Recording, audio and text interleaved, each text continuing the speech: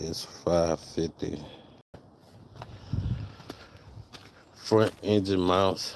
About the quickest way I would say I did it. Start off, I went under there, took off all the shields, all the splash shields that cover like all the way from the transmission all the way up to the front, even the little piece right up under the front bumper because the subframe screws there. And after you take all that off,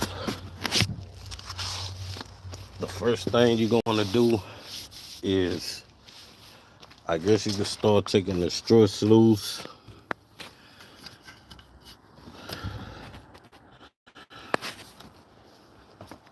I pulled the lines out of the little holder right here on the side where it used to be just for slack, so they kind of go down in there. But I still like let a little air out the shocks just so they wouldn't be inflated, like hanging like this. After that, take the upper control arm bolt out right there, the ball joint.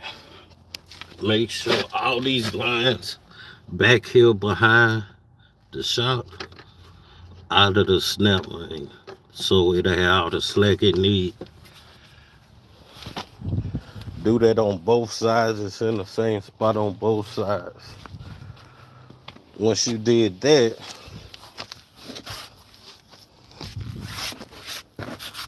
you come over here and I did it before, but you're gonna want to take the the exhaust off because I'm kind of going out of order. But take the whole exhaust off. I had to take it all the way back to right here about the middle of the car. It had them little kind of clamps on it, one welded, and at the top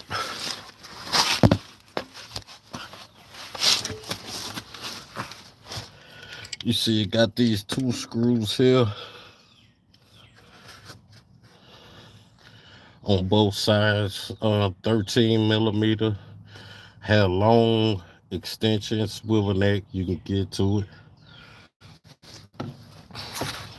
um Once you do that on both sides, take the exhaust down. Oh, the exhaust, the plugs, the connectors for the O2 sensors way up here. um was heck trying to get them unplugged to get it down. It really ain't enough room to unscrew the oxygen sensor. On the passenger side, it was. That's what I had to do. But on the driver's side, I just had to keep messing with it till I got it to come loose. But it's way up there. So you gonna have to, you know, fiddle with that before you drop it all the way down, so you won't break the wires or something. And then there's just another problem you're gonna have. After that, take the steering shaft bar off. See, got it loose right here. It got a little alignment thing right there on top, if you can see. The little thing that kind of stick out, the red tail. So you'll be able to line it back up. Shouldn't be too hard to put it back in the right spot. But yeah, take this whole shaft off. Both screws on here was a 13 millimeter. On one side, it got a nut, so you're gonna have to get like a 13 wrench to hold it still. Now, once you got the shaft off, you can look back here and kind of see what you got going. Now, I just took it out, but depending on which model you got, you go either have the one with the screw coming aside like this, or you're gonna have the one the screw coming the top. But you're gonna go at both of them about the same that I'm doing this. But this one got the screw on the side. I I had to drop the subframe down to probably about the last 2-3 screw turns on both sides. I had enough slack, didn't have to take nothing off the rack and pinion except for, like I say, that steering shaft. The shield that you see bent up right here,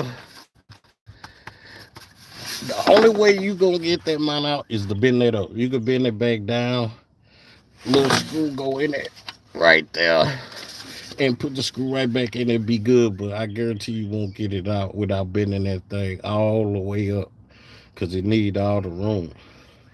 But once you get that subframe down, all you gotta do is go screw by screw, kind of crank it down, give it a couple threads to lock in, and go to the next one. Bring it down. You get you something up under it just in case. I mean, you feel like you'll go too far, just in case it don't drop. But if you just go slow like that, you should be straight. Then it was I think it was an E16 screw in the top, and once you take that one screw out, come back up under here, like you see where it's set at the top. Look under the car in the same spot, and it'll have like a 13, a little short screw. It only got two screws. Then take them two out,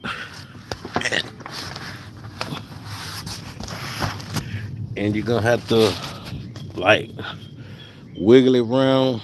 You know, whatever you got to do to get it up out of there. But if you got the subframe down about far as it'll go, and some under the engine to jack it up about how is it'll go, if you bend that splash shield, heat shield up, you should be able to get it out.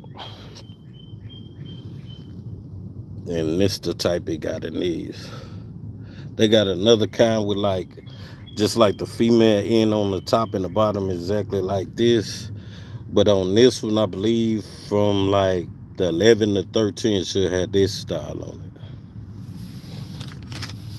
And go back in like you took it out.